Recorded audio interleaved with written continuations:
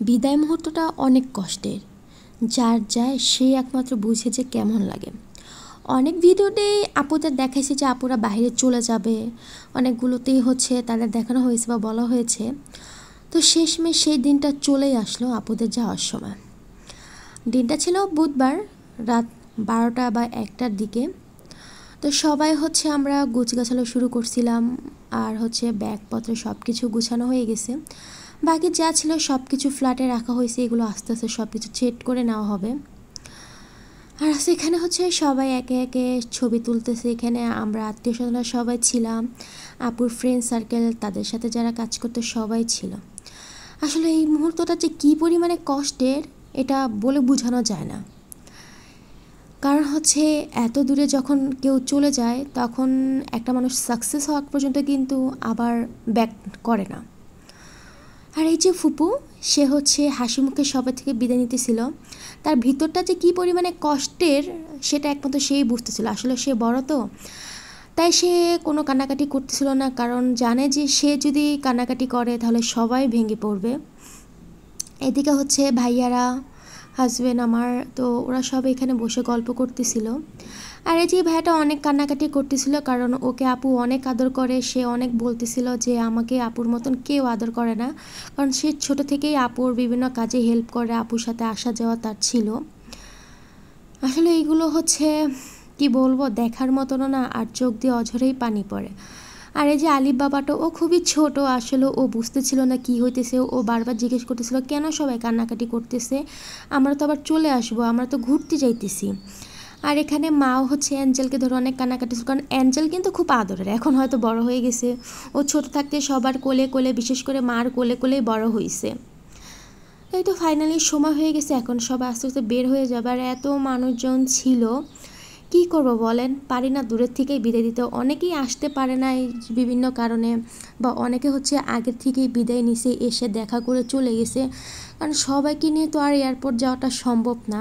তারপরেও অনেক মানুষ ছিলাম আমরা এয়ারপোর্টে যাওয়ার জন্য, কারণ কেন যেন মানে এখান থেকে বিদায় দিয়ে যেতে পারতেছিল না কেউই, সবাই চাইতেছে যে ওখানে যাবে। আর বিশেষ করে আপুরা তো সবাই হচ্ছে মেয়েরা ছিল, কোনো ছেলেও তাদের সাথে যাবে না। সো এতগুলো ব্যাগ সব কিছু হচ্ছে ম্যানেজ করে ভিতরে পাঠায় দেওয়া, তো এগুলোর জন্য হচ্ছে আমাদের সবাইকে যেতেই হবে। তো এই তো আপু হচ্ছে নিচে সবার সাথে কথা বলতেছে, কারণ আপুর এখানে ফ্ল্যাটটা খালি থাকবে, সবাইকে সব কিছু বুঝিয়ে দেওয়াটা দরকার ছিল। তো সব কিছু বুঝিয়ে ফাইনালি হচ্ছে আমরা গাড়িতে উঠে গেলাম। এখন গাড়ি ছেড়ে দিছে। আস্তে আস্তে যতটা হচ্ছে এয়ারপোর্টের কাছাকাছি যাইতেছি ততটাই যেন অনেকটা খারাপ লাগতেছে। তো ফাইনালি এয়ারপোর্টে চলে আসছি। তো ওদিকে সবাই সব কিছু ঠিক করতেছে, আর এদিকে আমি একটু অ্যাঞ্জেলের ছবি তুলে দিতেছিলাম। আর এই তো সবাই হচ্ছে জাস্ট চুপচাপ দাঁড়ায় আছে। আর এদিকে ভাইয়ারা হচ্ছে সব ব্যাগপত্র নামাতে, অনেকগুলো ব্যাগ ছিল, 4 জনের ব্যাগ। আর এতদিনের জন্য যাবে, অবশ্যই তো অনেকগুলো ব্যাগ লাগবে, যেহেতু আর আসলে সব কিছু কেনাকাটা সম্ভব হয় না, সব কিছুর সময় সাপেক্ষে। আর এখানে হচ্ছে ফুপুরা মিলে গল্প করতেছে, আর এই আমার হাজব্যান্ড দাঁড়িয়ে আছে, ভাইয়া। আর আজকের মানে বুধবারের দিন এয়ারপোর্টে অনেকটাই ভিড় ছিল, কারণ এখন যেহেতু বড় হজ করার সময়। তারপরে সেদিন আর কি খেলোয়াড়রা, মেবি বাংলাদেশের খেলোয়াড়রা মানে আসছিল, এরকম কিছু না জানে যাচ্ছিল, আমার যাই হোক মনে নাই। তো প্রচুর পরিমাণে ভিড় ছিল। তো এগুলো দেখে তো আমরা পরে আবার যে এত ভিড় কেমনি কী হবে।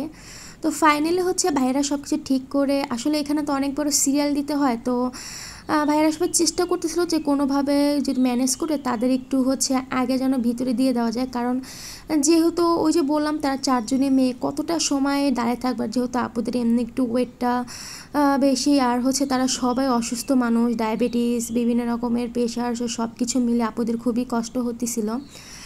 আর এই তো সবাইকে ভিতরে দিয়ে তারপর হচ্ছে আমরা কিছুক্ষণ অপেক্ষা করব, যতক্ষণ না আপুদের হচ্ছে সব কিছু ঠিকঠাক মতন হচ্ছে পার হয়, ততক্ষণ আমরা এখানেই থাকবো।